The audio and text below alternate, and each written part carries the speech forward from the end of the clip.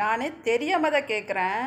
பிள்ளைங்கள ஒண்டி டேய் அக்காவுக்கு செய்டா, டேய் தங்கச்சிக்கு செய்டா அப்படி சொல்கிறீங்களே, நாளைக்கு உங்கள் பிள்ளைக்கு ஒரு கஷ்டம்னா போய் உங்கள் பொண்ணுக்கிட்ட சொல்கிறீங்களா? உன் தம்பி கஷ்டப்படுறான், உன் தம்பிக்கு ஒரு 50,000 கொடு, உன் அண்ணன் கஷ்டப்படுறான், உன் அண்ணனுக்கு ஒரு 50,000 கொடு அப்படின்னு போய் சொல்கிறீங்களா? இல்லைல்ல. அதே பெற்றவங்க எல்லாருமே பொண்ணுக்கு ஒண்டியே பார்க்குறீங்க. பொண்ணையும் பிள்ளையும் எல்லாமே அதே வயிற்றுல தானே பெற்றீங்க. அப்போ 2 பேருக்குமே ஒரே சப்போர்ட் தானே பண்ணணும் அம்மாங்க. பொண்ணு நல்ல இடத்துல தான் கட்டி கொடுத்துக்கிறீங்க, நல்ல நகை போட்டு நல்லா தான் கட்டி கொடுத்துக்கிறீங்க, பொண்ணு நல்லபடியாக வாழ்கிறாங்க. ஏதோ ஒரு குடிகாரனை கொடுத்து பொண்ணு கஷ்டப்படுதுன்னா அப்போது கண்டிப்பாக செய்யணும். அப்போ அதில் தப்பே கிடையாது.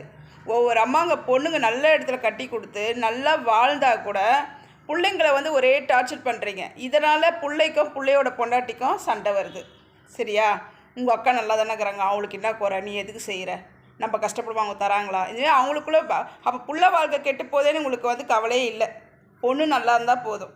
ஏன் அப்படி பார்க்குறீங்க? பிள்ளையாக இருந்தாலும் பொண்ணாக இருந்தாலும் ஒரே மாதிரி பாருங்கள். நீங்கள் தானே உங்கள் வயிற்றுல தானே பெற்றீங்க. ஏன் இந்தமாரி ஓர வஞ்சனை பண்ணுறீங்க? ஒரு கல்லில் வெண்ணெய் ஒரு கல்லில் சுண்ணாம்பு எதுக்கு வைக்கிறீங்க? வைக்காதீங்க. பார்த்தா 2 பேரையும் ஒன்றா பாருங்கள். நான் சொல்கிறது உண்மை தானே? உண்மைன்னா லைக்கை போடுங்க.